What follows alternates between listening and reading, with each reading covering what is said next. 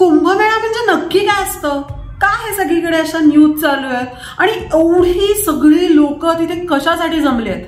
बरं, ह्याची ठिकाणं कशी ठरतात? खरंच त्याच्यामध्ये डुबकी मारल्यानंतर पुण्य लाभतं किंवा पाप धुतली जातात असं काही आहे का? हे प्रश्न तुम्हाला पण पडलेत का? मला पण हे प्रश्न पडले होते आणि त्याची उत्तरं मी शोधून काढली. आणि ही शोधून काढल्यानंतर मला आपल्या हिंदू संस्कृती बाबतचा अभिमान असा जागृत झाला आणि आपली संस्कृती किती सिक्युलर आहे हे देखील कळलं. म्हणून मला वाटलं की हा व्हिडिओ करून तुमच्यापर्यंत देखील ही इन्फॉर्मेशन पोहोचवलीच पाहिजे. तयार आहात ना ही सगळी माहिती घेण्यासाठी? चला तर मग, भारतातल्या नव्हे, आशियातल्या नव्हे, तर जगातल्या सगळ्यात मोठ्या रिलिजियस गॅदरिंग मध्ये सहभागी व्हायला.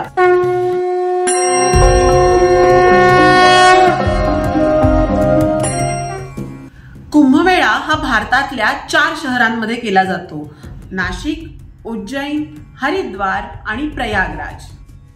यावेळचा महाकुंभमेळा आहे प्रयागराज इथे.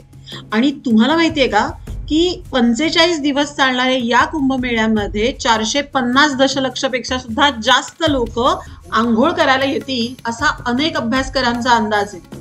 बरं, हा इतका मोठा कुंभमेळा नक्की सुरू कधीपासून झाला त्याचे काहीही पुरावे नाही.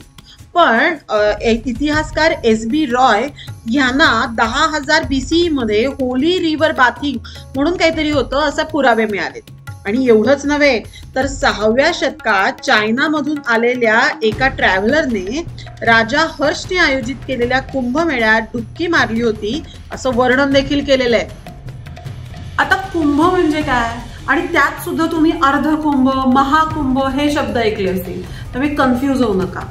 हे कळायच्या आधी आपण याच्या मागची गोष्ट काय आहे जी तुम्हाला कदाचित माहिती असू शकते, पण ती गोष्ट परत एकदा ऐका. अमृत मंथनाची गोष्ट तर तुम्हाला सगळ्यांना माहितीच असेल. ज्यांना माहिती नसेल त्यांनी कमेंटमध्ये मला सांगा.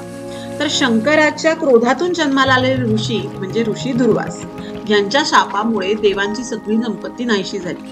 ती परत मिळवण्यासाठी आणि अमृत मिळवण्यासाठी जसं विष्णूने सांगितलं होतं समुद्र मंथन करायचं म्हणजे समुद्र घुसळून काढायचा असं ठरलं. एकीकडे देव आणि एकीकडे राक्षस. त्यातून अनेक गोष्टी बाहेर आल्या की ऐरावत, अप्सरा, लक्ष्मी आणि हलाहल आणि सगळ्यात शेवटी बाहेर आलं ते अमृत. या अमृतासाठी परत देव आणि दानव यांच्यामध्ये युद्ध सुरू झालं. हे युद्ध सुरू असताच जयंत जो इंद्राचा मुलगा होता तो अमृत कलश घेऊन पळाला आणि मग राक्षस त्याच्या मागे लागले. या झटापटीमध्ये अमृताचे 4 थेंब पृथ्वीवर पडले. त्या जागा होत्या हरिद्वार, त्रिवेणी संगमच्या इथे प्रयागराज, शिप्रा नदीच्या इथे उज्जैन आणि गोदावरी नदीच्या इथे नाशिक. असं म्हटलं जातं की राक्षस आणि देवांचं युद्ध सुरू होतं 12 दिवस. तसं कुंभ स्वर्गात नेण्यासाठी जयंत त्याला दिवस लागले 12. स्वर्गातला 1 दिवस म्हणजे आपल्या इथली 12 वर्ष.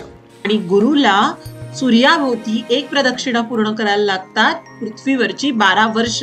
ह्याचा संबंध काय तो देखील पुढे कळणारच आहे. आता कुंभमेळ्याचे देखील 4 प्रकार आहेत: अर्धकुंभ, कुंभ, पूर्ण कुंभ आणि महाकुंभ. महाकुंभ जो आता प्रयागराजला चालू आहे. अर्धकुंभ हा दर 6 वर्षांनी होतो आणि तो फक्त प्रयागराज आणि हरिद्वार या 2 ठिकाणी होतो. तर बघा, कुंभमेळा हा दर 3 वर्षांनी 4ही ठिकाणी होऊ शकतो. अर्धकुंभमेळा हा फक्त हरिद्वार आणि प्रयागराजला होतो, मगाशी आपण बोललो. पूर्ण कुंभमेळा हा दर 12 वर्षांनी होतो आणि महाकुंभमेळा हा 144 वर्षांनी होतो. 12 वर्षाने प्रयागराजला म्हणजे फक्त प्रयागराजला जो कुंभमेळा होतो त्याला पूर्ण कुंभ म्हटलं जातं. आणि असे 12 पूर्ण कुंभ झाले की जो असतो तो असतो महाकुंभ. तर असा हा महाकुंभमेळा आता प्रयागराज इथे सुरू आहे. आणि प्रयागराजचा कुंभमेळा ह्याच्यासाठी स्पेशल आहे कारण तिथे त्रिवेणी संगम आहे जिथे गंगा, यमुना आणि गुप्त रूपातील सरस्वती नदी देखील आहे. बरं, आता तुम्हाला वर्ष कशी ठरवतात हे कळलं. मग आता याच्या तारखा कशा ठरवल्या जातात किंवा ती शाही स्नानाची वेळ कशी ठरवली जाते? 1 मिनिट, सगळं कळणार आहे. सगळ्यात महत्वाची गोष्ट, हे सगळं सांगताना मी पण विसरले. पूर्वा सूरज चॅनलला सबस्क्राईब केलेत का? कारण एवढी सगळी माहिती तुमच्यापर्यंत घेऊन यायला थोडे कष्ट लागतात. त्यामुळे त्याच्यातले थोडेसे कष्ट तुम्ही घेऊन प्लीज पूर्वा सूरज चॅनलला लगेच सबस्क्राईब करून टाका. ओके, तर आपल्याला आता जागा कुठली आणि वर्ष कुठलं हे कळलं.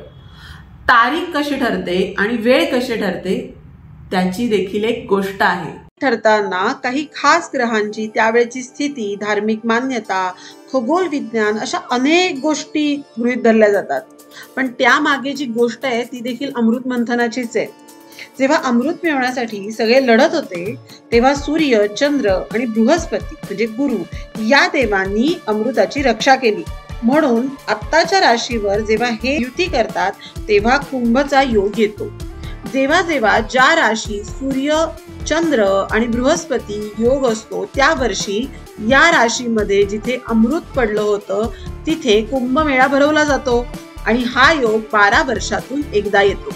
आणि या ठिकाणचं पाणी इतकं औषधी असतं की शरीर, मन आणि आत्मा या तिन्हीचीही शुद्धी होऊन मोक्ष प्राप्ती मिळते. आणि तुम्हाला माहिती आहे की विष्णू पुराणामध्ये प्रत्येक ठिकाणांचा आणि जागेचा उल्लेख केलेला आहे. आता आपण जाणून घेऊया की भारतीय संस्कृतीमध्ये या कुंभमेळ्याचे काय महत्व आहे. टुरिझम इंडस्ट्री किंवा आर्थिक चलनवलन होण्यासाठी देखील कुंभमेळ्याचे काय महत्व आहे. सुरुवात ही शाही स्नानाने होते ज्यामध्ये वेगवेगळ्या जाती धर्माचे आध्यात्मिक गुरु, नागा साधू आणि 13 आखाड्यांचे गुरु, सिद्धिप्राप्त गुरु नदीमध्ये आंघोळ करून कुंभमेळा सुरू करतात आणि मग सर्वसामान्य जनतेला देखील इथे स्नान करता येते. कुणी गरीब, श्रीमंत, कुठल्या जातीचा, कुठल्या धर्माचा असा कुठलाही भेद आढळत नाही. म्हणूनच हे सेक्युलरिझमचं एक उदाहरण आहे असं आपण नक्की म्हणू शकतो. त्याच पद्धतीने आजकाल अनेक फॉरेनर सुद्धा कुंभमेळ्याला भेट देताना दिसतात. मोठ्या संख्येने लोक जमत असल्यामुळे होणारी आर्थिक उलाढाल देखील इथली मोठी असते. यावेळच्या कुंभमेळ्यातून 2 ते 4 लाख करोड इतके उत्पन्न जनरेट होईल असं म्हणणं आहे. आणि यामध्ये जास्त फायदा छोट्या उद्योगांना होतो. म्हणजे पाण्याच्या बाटल्या विकणं, पूजा साहित्य विकणं, इव्हन मोबाईलचे चार्जर विकणं अशा उद्योगांना तर खूप फायदा होतो. यासाठी इथे नवीन पूल बसवण्यात आलेत. इव्हन टेम्पररी नवीन जिल्हा तयार केलाय. कुंभमेळ्याबद्दल आपण सगळी माहिती मी तुम्हाला या व्हिडिओत सांगितली. त्याच्या पौराणिक गोष्टी सांगितल्या. हजारो वर्षापासून हा कुंभमेळा भारतामध्ये चालू आहे हे देखील सांगितलं. परंतु या कुंभमेळ्यातनं अजूनही काही चॅलेंजेस आपल्याला आहेत जी आपल्याला पुढच्या काही वर्षांमध्ये पूर्ण करायला पाहिजे. कारण त्यामधून तयार होणारं प्रदूषण म्हणजे नदी प्रदूषण, मुख्यतः हे प्रदूषण प्लास्टिक, पॅकेज ही नदीमध्ये टाकल्यामुळे होतं. गंगा नदी किती वाईट परिस्थितीत आहे आपल्याला सगळ्यांना माहिती आहे. त्याच्यावर काम चाललेलंच आहे. त्या पद्धतीने कुंभमेळा झाल्यानंतर त्या गावामधलं प्रदूषण, रोगराई देखील वाढते. तो या सगळ्यावर कशी आपण मात करणार हे मात्र अजून प्रश्न आहेतच. तर ही होती आजची व्हर्च्युअल टूर. म्हणजे आपण नेहमी सगळ्या ठिकाणी जात असतो तर आज आपण अशी मस्त व्हर्च्युअल टूर कुंभमेळ्याची केली आहे. अशाच मस्त मस्त गोष्टी, मस्त मस्त माहिती तुम्हाला पूर्वा सूरज या चॅनलवर मिळत असतात. त्यासाठी चॅनलला सबस्क्राईब केलं पाहिजे. ही सगळी माहिती जर तुम्हाला आवडली असेल, छान वाटली असेल तर सगळ्यात आधी लाईक करा. तुम्हाला जर यामध्ये काही माहिती ॲडिशनल टाकायची असेल तर कमेंटमध्ये मला नक्की सांगा आणि व्हिडिओ कसा वाटला ते पण सांगा. आणि ही माहिती तुमच्या ओळखीच्या माणसांबरोबर मध्ये पसरवण्यासाठी प्लीज प्लीज प्लीज या व्हिडिओला भरपूर लोकांपर्यंत शेअर करा. कारण अशा वेगवेगळे व्हिडिओ बनवण्यासाठी आपण भेटत राहू, मस्तपैकी फिरत राहू आणि वेगवेगळ्या माहिती शोधत राहू. तोपर्यंत बाय बाय.